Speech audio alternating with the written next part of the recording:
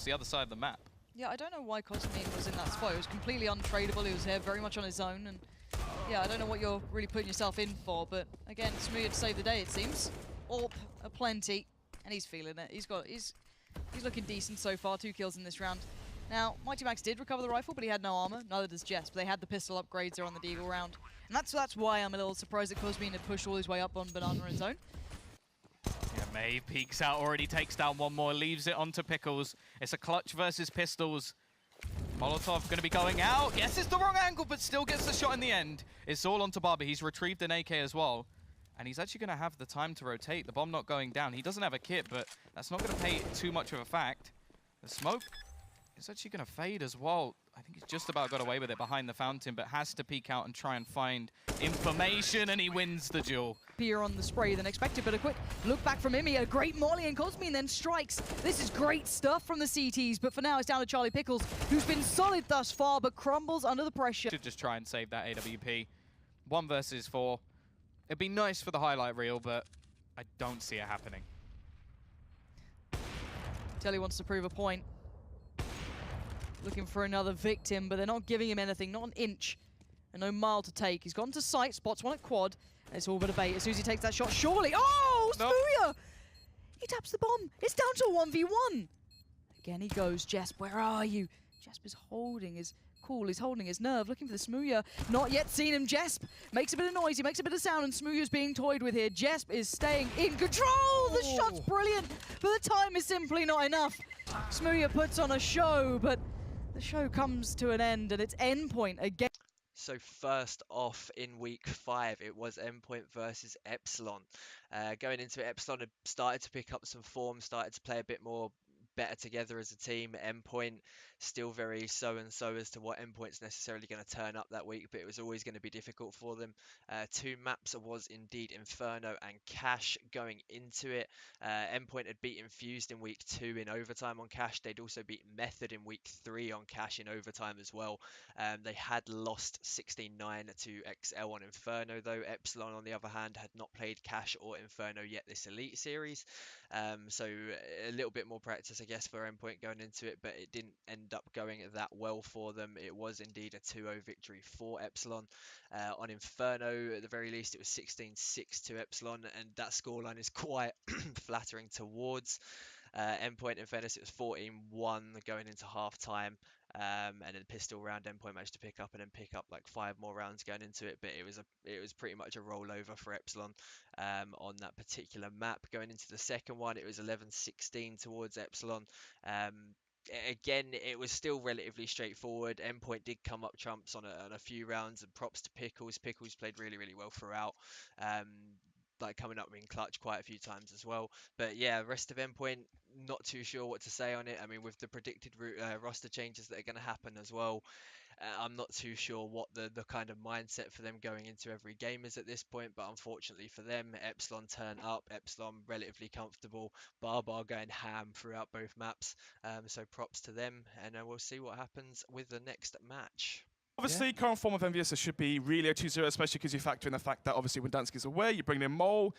Silver lining potentially for Excel is the fact that Mole plays a similar role, experienced, old CS Source veteran, so he can play the slower clutch rounds and really bring the experience where it's needed. Winning them, every 1v1 is going in their favor right now. EnVyUs not actually playing together as they start to push their way back through. They still have the Molotovs for the late round, so XL in an absolutely fabulous position, but Boaster will fall, and it just comes down to Jacob and Connor. The Molotovs will start to go out, but can they pick this one up? Connor for the aggressive play straight out, but Hanji overpowers him. Another Molotov flies through the air, lands on the bomb. Jacob, he's getting pushed from behind. If he finds skill toward Jax, the Molotov will take him down. He's in a good position to pick this round up as he tries to retreat. Massive round there from XL players, so if they lose this one, 1.4k into the bank, they're not going to be able to afford a strong buy. Anyway, they're talking about buys, it's going to be a solid buy on both halves. We have the aggression as well. As always, leading the charge, he storms out to the middle of the battlefield. We'll get the opening frag, doubles it up as well as he's hungry for these kills. Can he get the triple kill? They're locked into position. He finds it quite swiftly. Connor will go down, but there's Luzza roaming his way for the quad. But he won't be able to. Does tag another member. Mole, Boaster, and Connor. They have all taken quite an impactful hit. Yep, Silver Lining could be the Lurch Beat. Petersco finds a frag onto Jacob, and Lurch to Boaster and Mole. One shot from the Deagle will take them down. That could be the cause for concern for Excel. VKR holding the outflank as well. He should get the body shot. The only one with real utility is going to be Lazar. He needs to try and force them out, but VKL just hunkered down. Dirty Deegan starting to come through as he connects these shots. Takes down Boaster as well. He's just ripping his way through. He's a sentry gun as he finds that final kill back on towards Mole. It's all in the hands of Lazar now. Sure, he finds the AWP shot, but he's trapped between a rock and a hard place, sprinting straight towards it. He's going to have to absolutely critical to the round. If he would have found it, that's when it would have started to go in their favor. Jacob, though, comes into effect, will punish Lambert. That's the AWP out of commissions now as they can try and overwhelm the site defense now. One-man advantage right now for the T side. Make it 4 versus 4. Hatching out towards single box. Gets the first frag, goes for the second, he lands it. And now suddenly it's a one-man advantage for EnVyUs. Haji, one-man army, just ripping his way forever. Switched out to the sidearm as well. Haji keeps it going. Haji, a 4K. It doesn't matter where he is. He will just consistently shut anyone down that comes towards his bomb site. So the second match was indeed XL versus EnVyUs. Going into it, the two maps selected was Train and Inferno. Previously, XL had lost 16-10 to Prophecy in week 2 on Train, but they did, however, beat Endpoint 16-9 on Inferno in week 4. Envy, on the other hand, they'd won 16-9 versus Infused on Inferno in week 1, and they'd also beat Reason 16-7 in week 2 on Inferno. Going into it on the first map, which was Train, EnVyUs took it 16-13. I was there, I was watching it. XL very unlucky. They did have various points where they thought we thought they might be able to kind of see it out and take up the first map win against EnVyUs in this scenario. Unfortunately, it didn't quite work out for them. And then going into the second map, which was 16-6 to Envy on Inferno, it was a bit of a rollover. XL just really didn't get going on it at all. Haji, mass props to that dude, plus 26 KD across both maps. Very, very, very good player. Showed up really, really well. XL, on the other hand, looking at the KDs, most of that is taken negatively from what happened on Inferno. They did put in a good performance on Train, but they've had so many similar performances to that where they just haven't been able to see it out. So they will be kicking themselves a little bit. They did have Mole filling in this week for Windansky. Very similar players in many ways, a lot of experience on Mole as well, but it's still always going to be difficult going in and filling in without much practice with that particular team. That was an example of one where the two teams know each other. They know what they're going to play. I think even when they were talking back in the players' room, I think they just agreed, like, we're going to play this, we're going to play this, you know. You have 2 vetoes anyway, so I think this is fairly set as to who's going to play what. And with these two teams and where they are in the standings, it should really be a game of how well you perform on the map, not if the map particularly, favours you over the other team. Yeah. At the moment, it was Cinder who was playing drop a lot in the game that they actually won versus Epsilon. So maybe it's just for the pistol. We'll just have to wait and see. Thomas is going to be falling back already, looking to try and take the initial shots. Grabs a couple as well, and he's just taken 3 out of this round already. The 2 remaining players have to try and retrieve that bomb. Neil eventually gets himself the kill and actually doing quite a bit of damage in the meantime. Those first couple of weeks were a little, uncomfortable, a little awkward. They had to play some very tough teams, bearing in mind. And the first 7 rounds of this match. They have been put through their paces. But then you have to look at it on the other side and say, okay, now they've won, what, 9 of the last 11, so it's not going too bad for them at all. And in terms of momentum, that's massive, because this game has gone in streaks at the moment. It hasn't been just backwards and forwards rounds. Stanley, simple stuff. Ideal. Weber looking for a little bit of aggression here. Actually just going to pop flash out, try and get some information, but Karma's a lot further forward than he expected. That's already 2 openings, in fact. Cinder's managed to get another. And now they've got a couple of rifles to play with. Cinder still doing work with his Tech 9. Finally, Jenko will put him down. But this round with only 1 rifle and a few pistols is working wonders at the moment. Pulse and Jenko, do they really want to be handing these weapons over to the T side? That's the real question. They need a quick kill, or just something very decisive to start them off here, but Reason not really giving him much to play with, and even though Jenko is doing work, this is lovely stuff, beautiful work from him. It might all be for nothing. Hoodlum just needs to buy time. And Pulse is not liking this. He has no kit either. Takes the wide fight, Hoodlum. Oh, you've got 35 seconds and 2 players to find. Cinder and Cray are all that stand between Method and the victory they desperately need here. Molly goes in, not quite deep enough to slow down Stanley. He's going to be lingering through 20 seconds now. Don't check Doc. That could have been a threat, but no. Niels is there. And down to 20 seconds. Molly goes in to stick on the bomb. Great work from Cinder. 15 now. He's holding so close. He could back away from this. He doesn't need to hold at this spot, but he gets the job done. Finds the angle. And Reason somehow is still breathing here. So, the third fixture, Method versus Reason. Maps were Cobblestone and Mirage. Method previously, they'd beat XL 16-11 on Mirage in week 1. They'd also beat Epsilon on Cobble in week 2, but they lost in that same fixture to Epsilon on Mirage in the second map as well. Week 3, they lost 16-13 to Endpoint on Mirage. And week 4, they lost 11-16 to EnVy on Cobblestone. Reason, on the other hand, they beat Epsilon 16-6 on Cobblestone in week 1. They lost 16-4 to EnVy on Cobble in week 2. They also lost to Infused 16-14 on Mirage in week 3, and they lost 16-7 to Prophecy on Mirage in week 4. So Mirage are not the best map for Reason, and it did continue this way. They lost 16-12 on Mirage to Method in this fixture. However, Reason did take the first map 16-12 on Cobblestone, which was a great victory for them. This week they did have Thomas back. Thankfully, Maze did well to come in, but Thomas, the firepower that he brings, the way that Reason play around him a lot more when he is playing. He is a very, very influential player, as you can see from the KDs across both maps.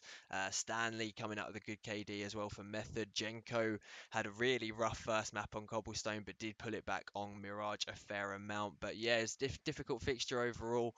Method going into it would have wanted the 2-0. Reason going into it would have wanted the 2-0. So 1-0 was probably the fair result. However, not the result that either team really needed at this point. So it'll be interesting to see what happens in the future weeks and how these guys perform. I'm looking at 2-0. I mean, before, obviously, Epsilon played the games today. It was currently Prophecy second in the standings. Infused not doing so good on 4 points right now. This should be fairly clean to flush out one of these T players. Still the Mantis advantage. As I say that, though, it's going to be the 2 versus 2. The wallbang comes through. That is dirty from Arch there. He's able to just punish Trial straight through, tapping him through the cover as they now push their way back in towards the bomb site. They have no real utility apart from one flashbang, and they actually get caught off guard, but somehow they do the damage. It's all left in the hands of Fry. He is unreal in these clutch scenarios, and Arch struggling a little bit to bait him out. He's just going to go for the full hold. Might actually get the defuse off it. So close, but Fry finds the kill. It's a big round to win for Infused. Nick gets all that information. He finds the kills as well. That's the opening one. And there's another kill coming out for Red Snake Color. He's had enough of this Reign of Terror from the CTs, but what can he actually do into this position? He's left in such a horrible spot between a rock and a hard place. Fry has him hunkered down. He can't effectively peek out here. He will eventually find one kill. Gets a tag back on towards Red Snake as well. But why is Aaron and Trials not pushing as well? They know exactly where he is. Just swarm him. Just trying to overpower him, use that battle of attrition in your favor. He has actually got into a fairly effective angle now to try and do the damage into this round. Takes down Aaron. He's only got 2 men left to kill. This could be ridiculous if he actually somehow picks this up as he starts to punish all. As the clock ticks down, it's going to be ever so against them in their favor. Resetting themselves this time. Going to take the slow approach into the round, hit the fight towards the A bomb site. Kali does flashbang over, but he actually affects himself. Tried to fall back, but Fry, the man we've been hyping up so much, will find that snapshot. Takes him down as they now go for the flood towards the A bomb site. Kola was able to get himself into a good vantage point as he's finding frags with the AWP. He's acting so swiftly here as he keeps roaming around, doing damage, picking everyone off. And Quicks will find the final frag. Headshot towards Fry, towards Broken Wall. He hasn't actually found the frags. It's still all on Aaron, even though he was just playing from that far back position towards Olaf. Another retake comes in for the CT side. A kill to Slap. An AWP onto Collar. So not the best weapons you want in this scenario. Slap playing up close and personal. That close quarter combat not going to go in his favor, though, as he will fall, unfortunately. The T side looking pretty good as they have hunkered themselves down, but they don't have much else to play with. But if Nick keeps landing shots like that, then they're not going to have to worry about their HP. So the final game of the day was Infused versus Prophecy. Everyone going into this game was expecting a Prophecy win. And then, so the 2 maps was Mirage and Cobblestone. Going into it, Prophecy, they'd beat XL 16-12 in week 2 on Mirage. They lost to EnVy on Cobble in week 3, and they beat Reason 16-7 in week 4 on Mirage. Infused, on the other hand, they lost 16-5 to EnVy in week 1 on Cobble. They beat Endpoint 16-6 on Mirage in week 2. They beat Reason 16-14 on Mirage in week 3, and then they lost 16-10 to Epsilon on Mirage in week 4. But Mirage probably one of the stronger maps for Infused, and it did continue that way. 16-5 victory for Infused on Mirage. Everything was rolling for them. Prophecy maybe losing a bit of their touch as other teams are starting to pick themselves up a little bit more by this point. Dominant performance by Infused on Mirage, genuinely. And then when it went on to Cobble, it got a bit tight. Rounds were swinging either way, but Infused managed to seal it out, and it was a massive win for them to actually pick it up with a 2-0. Looking at the scores, looking at the KDs, Fry won absolutely excellent performance across both maps, genuinely. Aaron, MCK, Trials, Red Snake, the way that they've got it in terms of like Fry, Aaron, MCK being the three main focal points of getting the frags, and then Trials and Red Snake as the support players, seems to be working a bit better for them. They seem to be starting to pick up some better results, playing a little bit better. But yeah, you have to give mass props to Infused to being able to see this one out. Prophecy, on the other hand, few questions are going to start to be raised with them guys now. It's looking a bit sketchy from time to time. I mean, they did get the 2-0 victory last week over Reason, but the previous one to that when they got dominated by EnVyUs, and they're starting to show a few slips at this point. So it's definitely going to be interesting to see what happens in the rest of the fixtures. But again, mass props to Infused. Very, very good performance from them boys this week.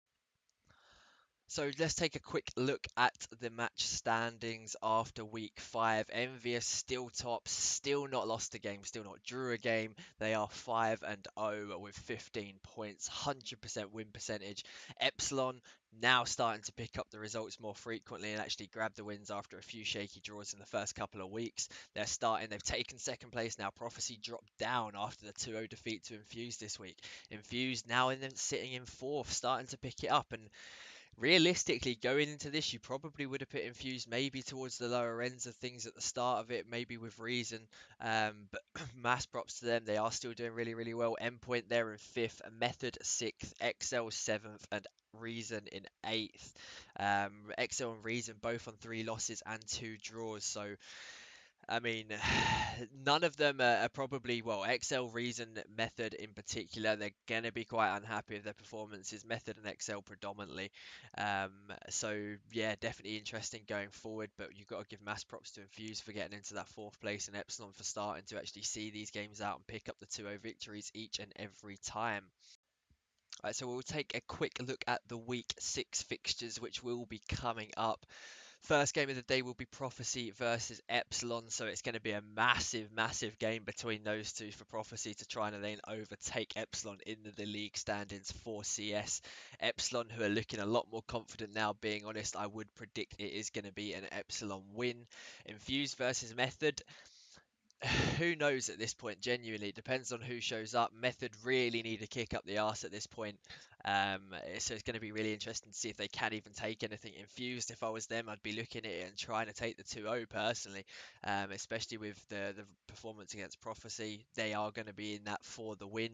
Endpoint versus EnVyUs, very difficult game. No one's taken anything off of EnVyUs yet. Can Endpoint potentially upset them?